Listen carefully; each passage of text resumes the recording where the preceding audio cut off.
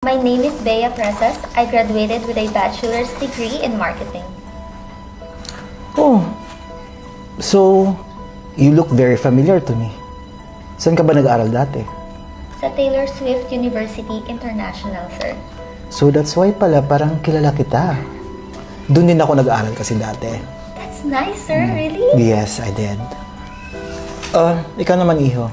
Magandang araw po, sir. Ito po yung CV ko. So tell me about yourself again.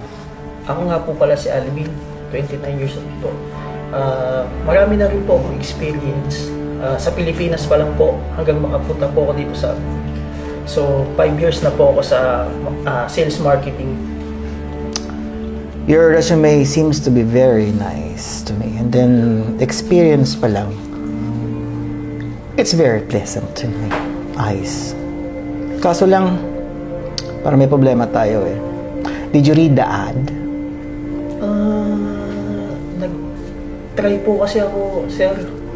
Baka sakali pong makalusot ako kahit hindi po ako nakagraduate. Yun mismo. Oh my God. Undergrad?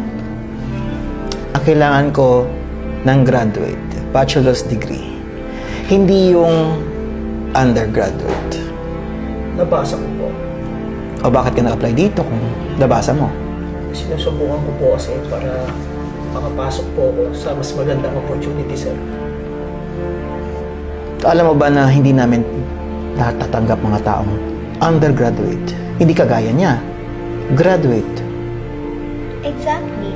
And may 5-year experience din ako sa hotel. Not just a hotel, it's a 5-star hotel. Naririnig mo ba yun? Alam mo, pareha naman kayo may experience dalawa eh. Magaling kayong dalawa. Kaso, sa kanya graduate siya. Ang diferensya lang sa'yo, undergraduate ka. Hindi namin tinatanggap yung mga katulad mo dito. Correct, Sir Chris. I'm a degree holder, plus I have a good work experience. And ikaw, ang lakas din ng loob mong sumabay sa pag-apply dito. Hindi ka naman pala graduate. So ano masasabi mo na hindi ka naman pala graduate? Tingnan mo siya. May karapatan dito mag-apply dahil degree holder. Ikaw? Sir, kaya po ako nag-apply dito sa inyo is para po mapatunayan ko yung sarili ko at maibahagi ko po yung mga kaalaman ko about sa sales marketing. Yun lang masasabi mo? So it seems that you're not listening to my instructions in our instructions in the office. Kahit gano'n mo kagaling sa sales and marketing, hindi ka pa rin namin tatanggapin. Dahil wala kang degree. Hindi ka nakatapos, wala kang bachelor's degree, wala kang diploma. Miss Bea, congratulations. Thank you, Sir Chris. Hindi po kayo magsisisi. See, kung hindi ka graduate, wala kang mapupuntahan sa buhay. Anyways, because you're not listening to our instruction, you're not reading everything. Here's your CV. Mga taong kagaya mo, hindi nakikinig, hindi nagbabasa, walang lugar sa kumpanyang to. And good luck. Maaari ka na umalis.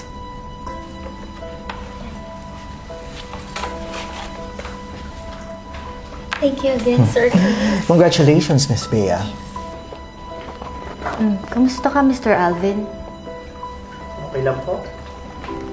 Nakita ko lahat ng nangyari. Pagpasensya mo na yung HR manager ko, ha?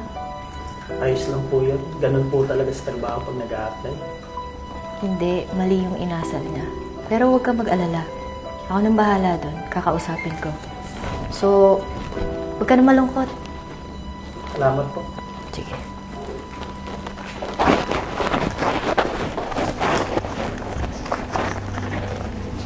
Hi, ma'am. Good morning po. Good morning, Chris. Kumusta nga pala yung interview mo with the applicants? Dalawa po sila dito, pero pinili ko po yung may degree holder. Pareho naman sila may experience eh, kaso mas lamang yung isa kasi degree holder. So, yun lang pinagbasihan mo para i-hire ang aplikante? Actually, ma'am, di ba sabi dun sa ads natin, we are hiring bachelor's degree. Oo, eto, maganda yung experience. Kaso, fina-follow ko lang naman ang protocol. Actually, nakikinig ako habang ini-interview mo yung dalawa. Narinig ko na mukhang in favor ka dun sa isa kasi pares kayo ng alma mater. Hindi naman sa favor, ma'am, pero pinagbasihan ko po yung bachelor's degree talaga. So yung diploma lang ang hinabol mo. Narinig ko yung isang lalaki well-experienced at actually, asa kanya yung hinahanap natin na magtrabaho dito sa company natin at mukhang magiging asset natin siya. Pero kung nag-base ka sa diploma ng isa kasi parehas kayo ng school? Hindi naman sa ganun. Pinagbasihan ko lang naman yung pinag-add natin dati kasi di ba sabi nyo, may bachelor's degree. Sinunod ko lang naman. Speaking of ads, alam mo bang maraming bad feedback about you as an HR manager? Bad feedback about me? Yes, maraming nag-apply dito. At ang rude mo daw. Hindi naman yung totoo, mami.